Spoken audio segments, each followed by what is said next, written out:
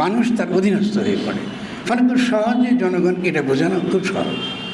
এবং নতুন যদি কোনো পরিকল্পনা, সামাজিক পরিকল্পনাতে আমরা যাইও, তার আমাদের খুব গুরুত্বপূর্ণ কর্মসূচি হবে স্বভাবতই বাড়ি ভাড়া কমানো। ঢাকা শহরের যারা এত বড় গরিব, বৃহৎ একটা নিম্নবিত্ত শ্রেণী আছে, তাদের আর্থিক কষ্টের সবচেয়ে গুরুত্বপূর্ণ জায়গা আছে বাড়ি ভাড়া দেওয়া। এটা তো একটি গুরুত্বপূর্ণ ইস্যু। আপনি কি দেখেছেন কোনো বামপন্থী দল বাড়ি ভাড়া নিয়ে কাজ করছে? দেখেননি, ঠিক আছে না? কিন্তু ওই মমদানি কিন্তু করছে, ওই যে ওই নিউ ইয়র্ক শহরে করছে না? আমাদের সে বিনা পয়সা গাড়ি বাস দিচ্ছে। তার দেখছেন সিম্পল তো, এই রাজনীতি তৈরি করতে কঠিন কিছু না। আমরা তো একটা গণ রাজনৈতিক ধারা তো তৈরি তো আমরা করতে পারি, এই ভাষায় থেকেই পারি। তত্ত্বগত দিক আলোচনা করছি, বিভিন্ন দিক থেকে আলোচনা করছি। এবার আচ্ছা, আমি এখন কথা বলতে অনেক সময় লাগবে, আমি কিছু পরবর্তী আরও প্রশ্ন পরিবেশ আমাদেরকে আরও বুঝে বলবো, আরও তার আরেকটা খুব গুরুত্বপূর্ণ ধারণাটা হলো এটা, কারণ বলি হুকুমতের রব্বানি। আপনারা শুনেছেন না? তাদের রব্বানি রাজনীতি। তো রব্বানি রাজনীতিটা দেখেন ফিলোসফিক্যালি এত অসাধারণ।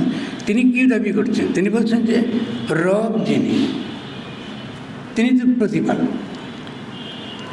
তিনি কি বলেন নাকি সকালবেলা হিন্দুদের যে এই ব্যাপারটা তুই হিন্দু, তোকে আর সূর্য দেব না আমি? নদী কি কখনো কোনো খ্রিস্টানকে বলে তুই এর পানি পাবি না যেহেতু খ্রিস্টান? বলে? বলে তো না। তাহলে তিনি প্রতিপালক। প্রতিপালকের আরেকটা এই দেশের, এই উপমহাদেশের ধর্মীয় ঐতিহ্যে আরেকটা, তার নাম হচ্ছে বিষ্ণু, যিনি প্রতিপালন করেন। তাহলে রববিয়া আর ওই যে বৈষ্ণবীয় পালন একই, চেতনার দিক থেকে, ধারণাগত দিক থেকে।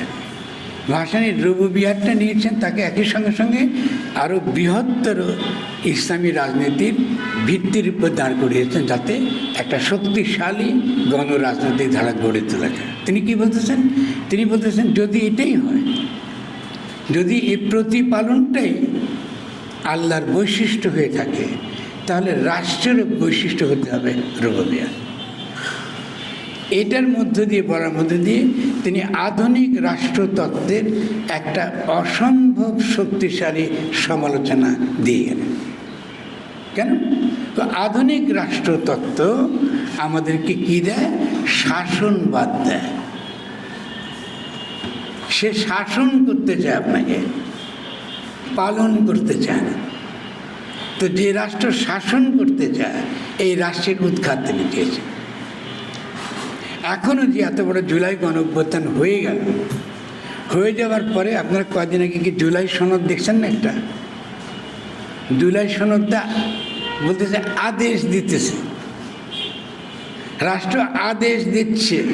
আপনাকে কিচ্ছু জিজ্ঞাসা করেনি যে আপনি যে সনদ লিখছেন জনগণকে কিচ্ছু সে জিজ্ঞাসা করেনি। কাকে জিজ্ঞাসা করেছে? লুটেরা মাফিয়া শ্রেণীর প্রতিনিধিদের সঙ্গে বসে ঠিক করেছে, তাও তারা নিজেরা একমত হয়নি। এখন আদেশ দিয়ে এটা আপনার উপর চাপা দিবে, এই হচ্ছে জুলাই সনদ। কেমন জনগণের কথা জিজ্ঞেস করেন যে এত বড় গণঅভ্যুত্থান বলে, আচ্ছা তুমি কী চাও? ডক্টর ইউনূস কি কোথায় গিয়ে বলছে যে আচ্ছা জনগণ আপনারা কী চান, আপনাদের কী ইচ্ছে, কেন আপনারা জীবন দিলেন? এ সাইদ মোল্লা, তোর লোক মোল্লা, তোর ছেলে পঙ্গু হলো, আপনারা কী চাইছিলেন? অন্তত জিজ্ঞেসই করছে কারণ ওই পুরনো লুটের মাফিয়া শ্রেণীর সঙ্গে বসে তিনি একটা জাতীয় ঐক্যমত্য করছে। জাতীয় ঐক্যমত্যটাই ছিল মূলত গণ অভ্যুত্থানের মধ্যে দিয়ে গড়ে ওঠা গণ ঐক্য, বা যেটাকে আমরা বলি গণ সার্বভৌমত্ব, এটাকে নস্যাৎ করার জন্য একটা প্রতি বিপ্লবী রাজনীতি। আপনারা এই যে কথাটা আমি এখন বললাম, আমরা কি এনসিপির কাছে কথা শুনেছি? শুনিনি। তারা দাবি করে তারা গণ অভ্যুত্থান করেছে, এর নাকি তার নেতৃত্ব দিয়েছে। যদি দিতই তখন এটা তো বলতে পারতাম। জনগণের কাছে তো যাইনি আমি। কৃষক কী চায় আমরা জিজ্ঞাসা করেছি, শ্রমিক কী চায় আমরা জিজ্ঞাসা করেছি, মেয়েরা কী চায় আমরা জিজ্ঞাসা করেছি। কাউকে জিজ্ঞাসা করি? শুধুমাত্র ওই লুটেরা মাফিয়া শ্রেণীর যে ইস্যুগুলো ওদের ক্ষমতা সংক্রান্ত, কে ক্ষমতায় যাবে, কী করে যাবে, নির্বাচন কখন হবে, এর বাইরে স্বাস্থ্য বলুন, শিক্ষা বলুন, কৃষি বলুন, কৃষি কমিশনই নেই। শ্রমিক বলুন, দেখুন কৃষি ভূমি কমিশন নেই। দেখছেন খেয়াল করে আপনারা? তো তো ভূমি কমিশন এত বড় গণঅভ্যুত্থান হয়ে গেল যে ভূমি বন্টনের প্রশ্ন, ভূমি সংস্কারের প্রশ্ন তো একটা অত্যন্ত গুরুত্বপূর্ণ ইস্যু। আবার নাই তো নাই, আপনি কী করেছেন, জমি দিয়ে দিচ্ছেন বিদেশিদের, বন্দর দিয়ে দিচ্ছেন বিদেশিদের, ইপিজেডের নামে দিয়ে দিচ্ছেন বিদেশিদের, আপনি আপনার জমি বলেন, আপনি এই আপনার রাজনীতি করেন, বুঝিয়ে পড়েন আমাকে। এটা কোনো রাজনীতির পর্যায়ে পড়ে? যদি কেন আমরা পারতেছি না, যেহেতু আমরা আমাদের আগের যে রেভলিউশনের যে স্পিরিট, যারা এটাকে জনগণকে উজ্জীবিত করেছেন, আমরা তাদের কাছেও যাইনি এবং কোনোদিনও সত্যিকার অর্থে গণমানুষের রাজনীতি আমরা করার জন্য চেষ্টা করিনি। ফলে এই কাজগুলোর ফলে এত বড় একটা গণঅভ্যুত্থান হওয়ার পরে একটা প্রতি বিপ্লবী একটা সরকার আপনাকে এই কোনোরকম তাড়াহুড়া করা একটা নির্বাচন দিয়ে ওই লুটের মাফিয়ার হাতে এটা তুলে দিয়ে চলে যাবে, বাস এই হলো আপনাদের অর্জন। এটা কী করে সম্ভব? তারা দেখা যাচ্ছে আমাদের এখানে মারাত্মক ত্রুটি আছে রাজনৈতিক চিন্তাভাবনার ক্ষেত্রে। আমরা ভাসানী বললেই খালি এমন একটা ভাব করি যে উনি বোধহয় ডেড হয়ে গেছে। আমরা সিরাজ আলম খান বললে তিনি যেন ডেড হয়ে গেছে। সিরাজ আলম খান তো সুবে বাংলা কথা বলতো। আপনাদের সে হিম্মত আছে যে লর্ড ক্লাইভ এসে প্রথম যেই দখল করেছে কলোনিয়াল যে ইতিহাস শুরু হয়েছে, কাকে পরাস্ত করেছে? সিরাজউল্লাহকে পরাস্ত করেছে। তাহলে তো লড়াইটা ওখান থেকে শুরু হতে হবে, সে পরাজয় থেকে তো শুরু করতে হবে। আপনার সে সুবে বাংলাকে উদ্ধার করতে হবে আগে। এখন আপনি কী করছেন, আপনি কলোনিয়াল মানচিত্র মেনে নিয়েছেন, ইংরেজরা যেমনি করে দাগ দিয়া ভাগ করে দিয়েছে, আপনি এটাকে মেনে নিয়েছেন, because you are colonial subjects. আপনি উপনিবেশের বাইরে আপনার চিন্তা করার কোনো ক্ষমতা নেই। তার মানে এই নয় যে কালকে গিয়ে আপনি আসাম দখল করতে যাবেন, তা না। আপনি এই হিস্ট্রি তো মনে রাখতে হবে। আপনি পশ্চিম বাংলা দখল করবেন তা তো ইস্যু না, আপনি তো হিস্ট্রি তো মনে রাখতে হবে। কেন বাঙালি যদি বলেন নিজেকে, তাহলে বাঙালিতে তার তো বাংলা ভাষা এবং সংস্কৃতি, সে তো একটা কমিউনিটি, তার দুটো কমিউনিটি কী করে হয়?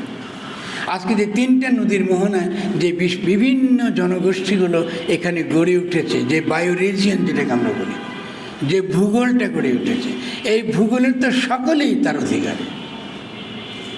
চাকমা, খাসিয়া, কি রাজবংশী, কি সাঁওতাল, সকলেই তার অধিকার, সকলের অধিকার আছে। এবং প্রত্যেকেই তার নিজস্ব জনগোষ্ঠী, তার নিজস্ব এক একটা কী দক্ষতা আছে। এটাকে আমরা কী করবে, লোকায়ত জ্ঞান বলে। আজকাল এটা স্বীকৃত আন্তর্জাতিকভাবে, লোকাল নলেজ। যে বনে যারা বড় হয়েছে, বনবাসী যারা, তারা বন রক্ষা করতে জানে, তারাই বন রক্ষা করে, তারাই বন রক্ষা করতে সবচেয়ে বেশি পারঙ্গম। ঠিক আছে না? তারা বন রক্ষা করবে, তাদের বন ছেড়ে দিন। যারা জেলে, তারাই জল রক্ষা করতে জানে, পানি কী করে মাছ রক্ষা হয়, কী করে মাছের চাষ বাড়ে, কারণ এটা তার স্বার্থের সঙ্গে যুক্ত।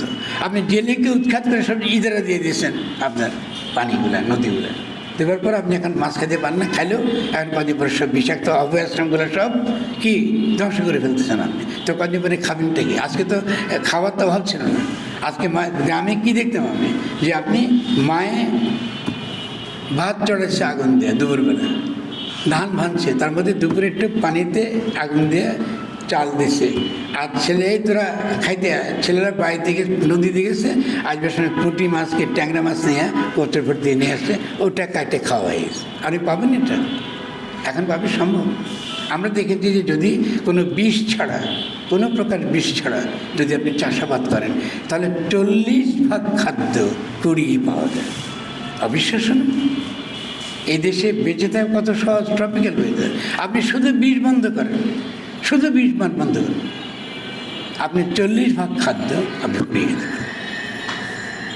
তাহলে এই যে একটা দেশ আপনাকে নিয়ামতে পরিপূর্ণ, আরবদের তো কী দিছে, তেল দিছে, আপনাকে মিষ্টি পানি দিয়েছে। মিষ্টি পানির তেলের চেয়ে বেশি দাম, মিষ্টি পানির চা মদের চেয়ে বেশি দাম, মিষ্টি পানির দুধের চেয়ে বেশি দাম, আপনি এটিকে বিষাক্ত করে দিয়েছেন। তা আপনাদের তো এমনি ধ্বংস হয়ে যাওয়া উচিত। আপনাদের যোগ্য না, আপনাদের হাতে যে নদী, সে নদী রক্ষা করাতে যোগ্য ব্যক্তি না তো আপনারা জনগোষ্ঠী। ঠিকই তো বলে, পাশ্চাত্য লোক তারা বলে, সাঁতারে তো বলে, এদের হাতে রাখলে তো সব ধ্বংস করে ফেলে। কারণ আপনি নিজের জমি, নিজের নদী রক্ষা করার জন্য একটা স্লোগান কি আপনি দেখেছেন তরুণরা দিয়েছে? দেয় তো। তাহলে আপনি কী করে বেঁচে থাকবেন? তা দেখা যাচ্ছে আমরা এখানে কোনো রাজনীতি গড়ে উঠতে চাচ্ছি না, যেহেতু আমরা আমাদের আগের যারা ছিলেন, যারা জনগণকে মোবিলাইজ করছে, জনগণকে এডুকেট করেছেন, এই কঠিন কাজটা আমরা নিতে পারি না। এখন আমরা দেখেন এই রবুবিয়াতের কথাটা একটু ব্যাখ্যা করলে, রবুবিয়াত কত দিকে তুমি দিতে পারেন। তিনি পালনকর্তা, তিনি পালন করেন, ফলে রাষ্ট্রকেও পালন করতে হবে, পালনকারী মানুষকে পালন করা না।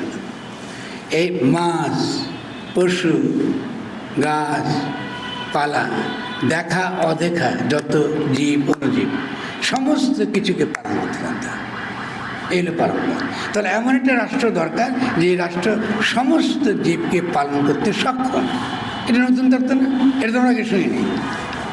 তাহলে আমাদেরকে এখন ইকোলজি বিদেশের কাছে শিখতে হবে, পরিবেশ বিদেশের কাছ থেকে শিখতে হবে। আমরা তারা পাওয়ারফুল একটা তত্ত্ব পেয়ে গেছি, এটা কী বলে রবুবিয়াত। এটা পলিটিক্যাল টার্ম এবং অ্যাট দ্য সেম টাইম কি স্পিরিচুয়াল টার্ম। এটা একটা রুহানিয়াতের শব্দ। এটা আমার আত্মা গিয়ে বেঁধে, ধাম করে গিয়ে বেঁধে যায় যে রবুবিয়াত। আল্লাহ যদি সমস্ত সৃষ্টিকে পালন করে, তাহলে আমার কর্তব্য তার সৃষ্টি রক্ষা করা। এটা তো খলিফা বলে, বরং তো এটাই বলতেছে খলিফা হয়ে যাবে তোমাকে পাঠাচ্ছি দুনিয়া খলিফা হওয়ার জন্য। তাহলে আপনি কারা এখানে দাবি করে যে সে মুসলমান, তাতে সে তো এটা রক্ষা করেন। আপনি দেখছেন যে ইসলামিস্টরা এগুলোর পক্ষে কিছু বলছে, আমরা দেখিনি। এটা তো ইসলামী রাজনীতি। তাই যখন তারা এটা বলে না যে বিষ থেকে প্রকৃতিকে রক্ষা করতে হবে, যে সকল ধ্বংসাত্মক কার্যকলাপ চলছে, সৃষ্টিকে ধ্বংস হয়, সেই সৃষ্টির ধ্বংসের বিপরীতে আপনি রবুবিয়াতের রাজনীতি, রবুবিয়াতের নীতি আপনি চর্চা করবেন। এটা কি কোন ইসলাম দল বলছেন? তাহলে পরিষ্কার ভাসানী পড়লে আমরা দেখব ভাসানী কেন বললো যে এই দেশে বাংলাদেশের জনগণের প্রধান সত্য হয়েছে এই সকল তথাকথিত আলেম ওলেমারা, যারা আসলে কোরআন বিরোধী। তাদের সঙ্গে কোরআনে কোনো সম্পর্ক নেই, এরা ইসলাম বিরোধী। এই লড়াইটা চলে যাবে। এই জন্য বলছে তিনি কিন্তু নাস্তিক হয়ে বলেননি। পার্থক্য কোথায়? তিনি তো নাস্তিকতা কথা বলেননি। কারণ নাস্তিকতার কথা অর্থহীন, এটা ইউজলেস। ইসলাম এটা বহু জায়গায় সমাধান করে ফেলছে, গায়েব বলে সমাধান করেছে। বলতে তিনি গায়েব, তার মানে তিনি দেশকাল পাত্রের অধীন না। তাকে এই জায়গায় আল্লাহ কোথায় আছে? আল্লাহ ওই জায়গায় আছে, বাংলা একাডেমিতে বসে আছে, এরকম বলতে পারবেন? ওই সময় 7টার সময় বসে আছে, এরকম তো বলতে পারবেন না। তা তিনি দেশকাল পাত্রের অতীত, তাকে কখনো দেশকাল পাত্রের অধীনে পারা যায় না। তাহলে যিনি দেশকাল পাত্রের অতীত এবং যার সম্পর্কে এই রকম কোনো আছে কথাটা খাটে না, তার সম্পর্কে নাই কথাটা খাটে না। ইন্টারেস্টিং, এটা তো ইসলামের শিক্ষা। আছে নাই তর্কটা কেন করেন? এটা তো ইউজলেস ইসলাম, এটা তো গায়েব তো বলতেছে। কারণ তিনি গায়েব এবং তোমার কী করতে হবে? তোমাকে তার কাছে আত্মসমর্পণ করতে, দিতে হবে, কারণ তোমাকে বোঝার ক্ষমতা আমার নেই।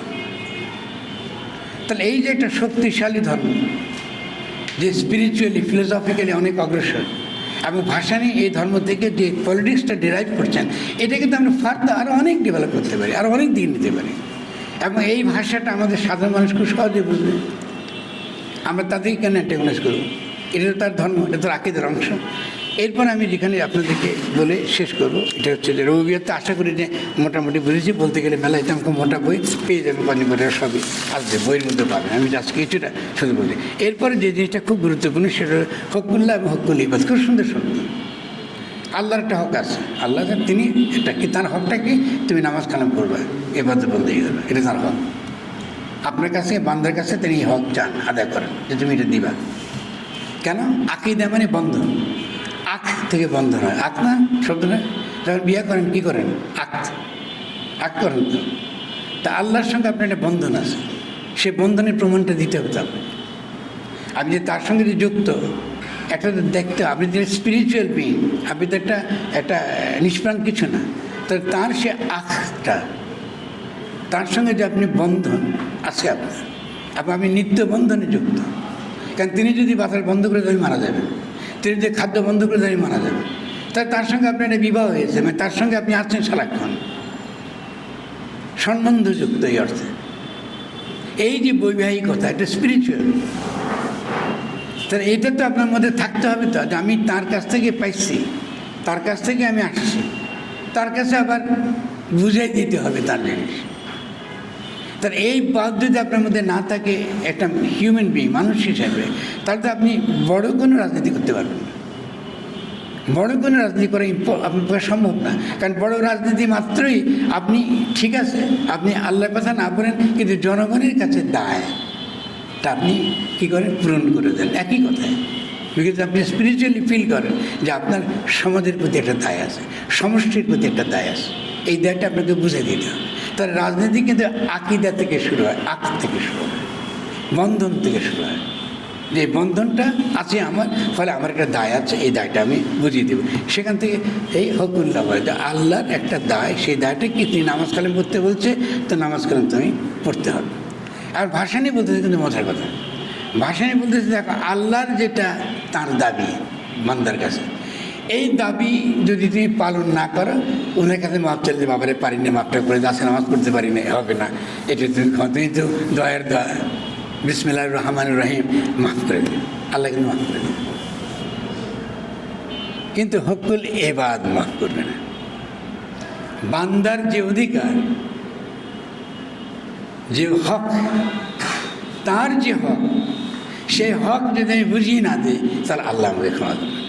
উনি এই পার্থক্য তুলতে পারছেন, তা আল্লাহ ক্ষমা করে দিতে পারে। কিন্তু যদি আপনি শ্রমিকের অধিকার আপনি মিটিয়ে না দেন, নারীর অধিকার তাকে মিটিয়ে না দেন, পরিবারে আপনার স্ত্রীর অধিকার যদি মিটিয়ে না দেন, বা স্ত্রী যদি তার স্বামীর অধিকার মিটিয়ে না দেন, আল্লাহটা ক্ষমা করবেন। বুঝে গেছেন?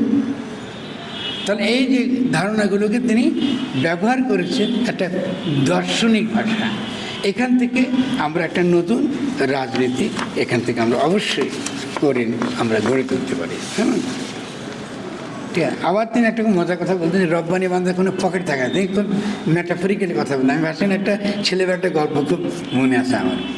আমি তা তো আপনার দেখেন নাই, তার বক্তৃতা দেবার শক্তি ছিল অসাধারণ। তো তিনি একটা বক্তৃতা দিচ্ছে একটা, সেটা হলো যে ওনার এক হাতে যে ওই যে টাকা মানি ট্রান্সফার করবার, যে তখন আমরা আগে যে টাকা নিতাম, এক জায়গা থেকে টাকা পাঠাবার ফর্ম ছিল, পুরোনো আমরা পোস্ট অফিস থেকে হতো। আর একটাতে কী ছিল, চিঠি। তুমি একটা মানি অর্ডার ফর্ম আর একটা চিঠি হাতে নিয়ে বলতেছে, এটা কি? তো সবাই বলতেছে এটা মানি অর্ডার। এটা করতে কি টাকা লাগে? তো সবাই বলতে না, এটা করতে টাকা লাগে না, মানি অর্ডার ফর্ম করতে কোনো টাকা লাগে না। এটা কি? এটা চিঠি। এটা করতে টাকা লাগে? হ্যাঁ, এটা করতে টাকা লাগে। দেখছো, বড় লোকের জন্য টাকা লাগে না, গরিবের জন্য টাকা লাগে। মানে এটা তার মতো করে জনগণকে বোঝাবার তার পদ্ধতি। তুই মজার লোকছেন তিনি সময়। তো সেখানে এখানেও তিনি এই যে পার্থক্যগুলো তিনি করছেন, এটা কিন্তু ভেবে তার যে জনগণকে সচেতন করবার তার যে প্রক্রিয়া, এই সচেতন করার প্রক্রিয়াটা তিনি এখানে তিনি ব্যবহার করতেন। ঠিক আছে।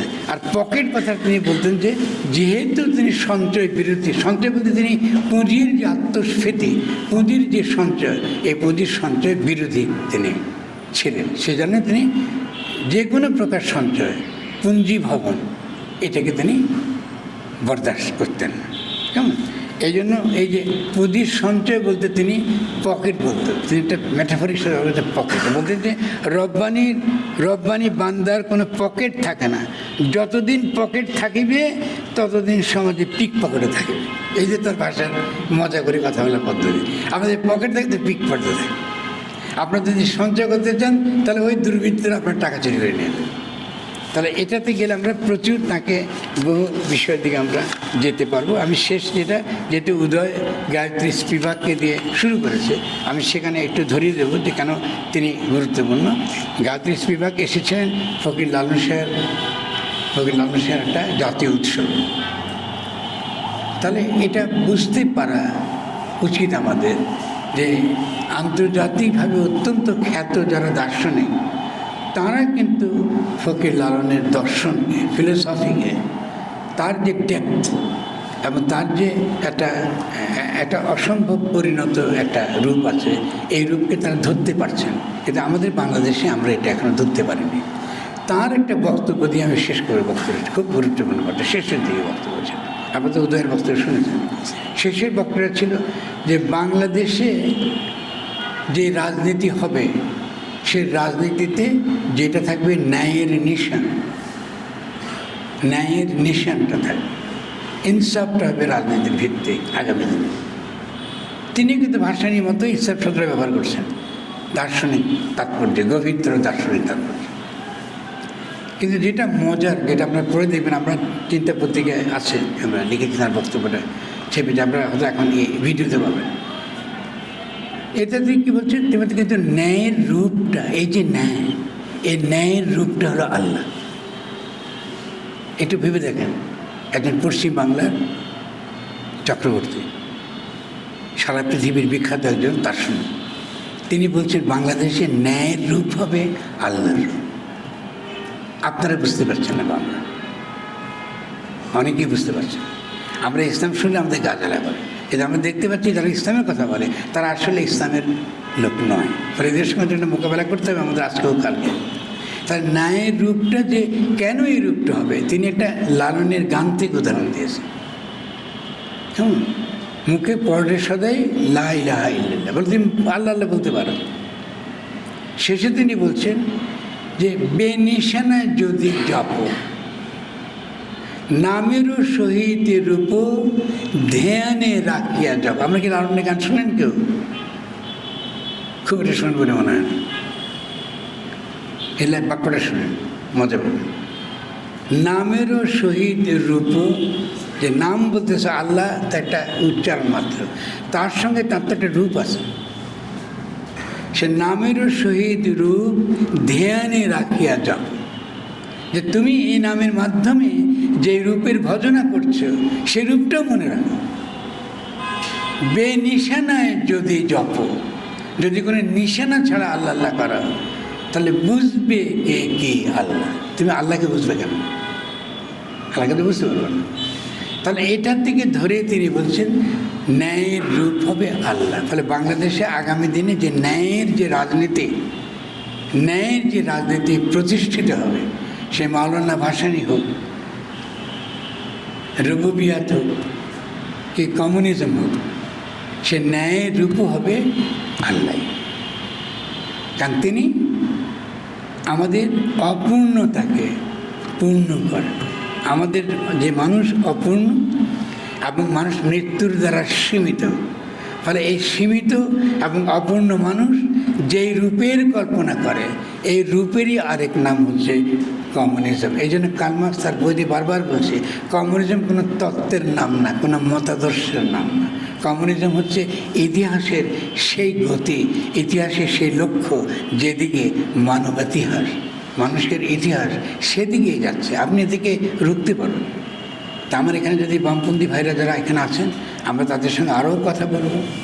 আমি মনে করি আগামী দিনে একটা শক্তিশালী একটা আমরা গণ রাজনৈতিক ধারা গড়ে উঠবে। এই গণ রাজনৈতিক ধারা পুরনো মতাদর্শিক বিভাজন, পুরনো মতাদর্শিক কবচানি, এইসব বাতিল জিনিসপত্র নিয়ে তারা গড়ে উঠবে না। তারা গড়ে উঠবে নতুন কথা এবং তাদের সমাজের ধর্ম, তাদের সমাজের জনগণের আকুতি, তাদের সমাজের নন্দনের ভাবুকতা, যেটা আমরা মাদার নিয়ে কাজ করছি, এই ভাবুকতা নিয়ে এই নতুন রাজনীতি গড়ে উঠবে এবং এই রাজনীতি অবশ্যই শক্তিশালী হবে বাংলাদেশে। এটাকেই আমরা একটা আরেকটা ব্যানারে আমরা বলি যে কি গণ অভ্যুত্থান সুরক্ষা মঞ্চ।